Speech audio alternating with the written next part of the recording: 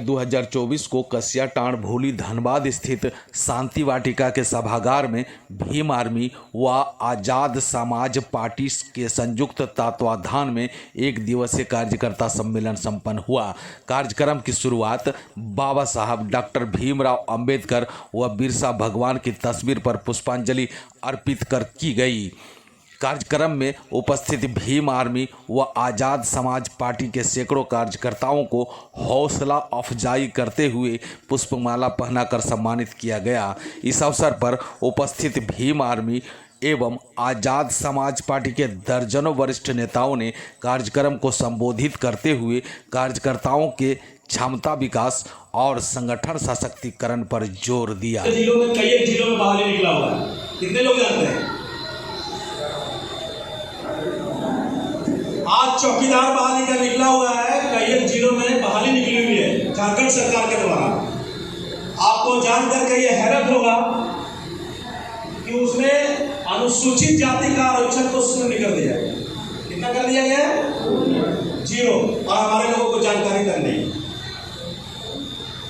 अब आप बताइए, आप जानिएगा ये तो संघर्ष कहां से मिलेगा? लड़ाई तो तब लड़िएगा जब उत्पीड़न जानिएगा, उत्पीड़न समझिएगा। आपको ये समझना होगा ना कि आपका अधिकार लूटा गया, आपके ऊपर अत्याचार हुआ, आपके साथ शोषण हो रहा, तभी तो आप लड़ाई लड़िएगा।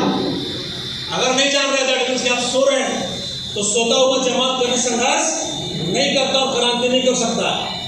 आज पूरी तरीके से शून्य कर दिया गया अनुसूचित जाति आरक्षण को चौकीदार बहाली में। ये एक प्रयोग है, ये सरकार जानबूझ के कर रही है, ये देखने के लिए ये लोग कितने जागृत हैं। और अगर ये सरकार उसमें सफल हो जाती है तो आने वाले तमाम रीतियों में, तमाम नौकरियों में आपका जो आरक्षण का व्यवस्था वो धीरे धीरे करके समाप्त कर देगी। यही भाजपा की सरकार कर रही है और कांग्रेस की सरकार भी आज ये करना प्रारंभ कर दी है। साथियों, जब तक हम अपनी शक्ति को पैदा नहीं करते, कोई भी राजनीतिक दल हो और कोई भी पार्टी, वो हमें अपना शक्ति अधिकार देने के पक्ष में बिल्कुल काम नहीं करेगी, बिल्कुल काम नहीं करेगी। ये आप लिख लीजिए, क्योंकि झारखंड, आज झारखंड अलग हुए 24 साल बीते, 24 साल हो गया झारखंड अलग हुए। जब झारखंड की लड़ाइयां हम लड़ रहे थे, हम लोगों ने भी मिलकर लड़ा, हमारे पूर्वजों ने भी मिलकर लड़ा कि हमें झारखंड अलग राज्य चाहिए। क्यों? इसलिए लड़ रहे थे कि झारखंड में पूरे देश का 42% खनिज संपदा है, और जब 42% खनिज संपदा सिर्फ हमारा झारखंड में है तो यहाँ एक झारखंडी का जो जीवन स्तर है उच्च होना चाहिए, और शिक्षा स्तर उच्च होनी चाहिए, स्वास्थ्य की व्यवस्था बेहतर होनी चाहिए, सड़क की व्यवस्था बेहतर होनी चाहिए, तमाम सुख सुविधाओं से भरा हुआ जीवन झारखंडियों का होना चाहिए। यस और नो? लेकिन आप बताइए, इन 24 सालों में हम झारखंडियों को क्या मिला? क्या झारखंड को अलग कराने में हमने क्रांति नहीं किया? लेकिन मिला क्या? हमारे हाथ से क्या लगा?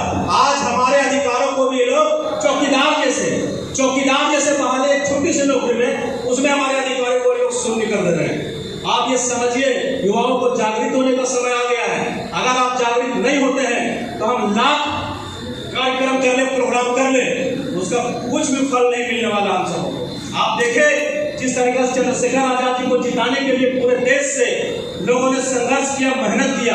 क्यों? जान रहा था सब लोग कि भारत की राजनीति में बदलाव करने का बहुत आवश्यकता है, और अगर उसको कोई बदल सकता है तो माननीय चंद्रशेखर आजाद जैसे युवा लोग ही बदल सकते हैं। इसलिए जो लोग बुद्धिजीवी थे, उन लोगों ने मेहनत करके चंद्रशेखर आजाद जी को जिताने का काम किया, पूरे देश में जिताकर उनको सदन में भेजा। और ये बहुत गर्व की बात है कि हमारे लोगों ने जो सोच के चंद्रशेखर आजाद जी को वहां भेजा, चंद्रशेखर आजाद जी उससे एक कदम आगे बढ़ के वहां पे अपनी आवाज को बुलंद कर रहे हैं। ये गर्व करने वाली बात है। हम लोगों ने जो भी पाया वो बाबा साहब के द्वारा दिया गया आरक्षण, और बाबा साहब का संघर्ष के बदौलत जो संविधान में प्रावधान था, उसके कुछ हिस्से ये नेता लोग मजबूर होकर के हम लोगों को दिया। अगर इन लोगों के बस में रहता तो हमें ये प्राप्त नहीं होता। लेकिन बाबा साहब ने इसलिए कोई देश में लोकतंत्र की व्यवस्था की और कहा कि मेरे भाइयों, अब राजा रानी के पेट से जन्म नहीं लेगा, अब राजा जन्म लेगा मन की बेटी से। तुम्हारे बीच के जो होनहार साथी है, जो लड़ेंगे भिड़ेंगे समुदाय के लिए, तुम ऐसे लोगों को चुन करके विधानसभा और सदनों में भेजो, जहाँ पे अधिकारों की बात होती है, जहाँ पे योजनाएं और नीतियां तैयार होती है। ये लोग जाएंगे वहाँ, तुम्हारे समुदाय के हक के लिए लड़ेंगे और लड़ करके तुम्हारे अधिकारों को।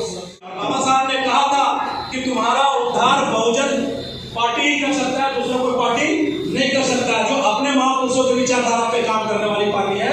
वही तुम्हारा उद्धार कर सकता है।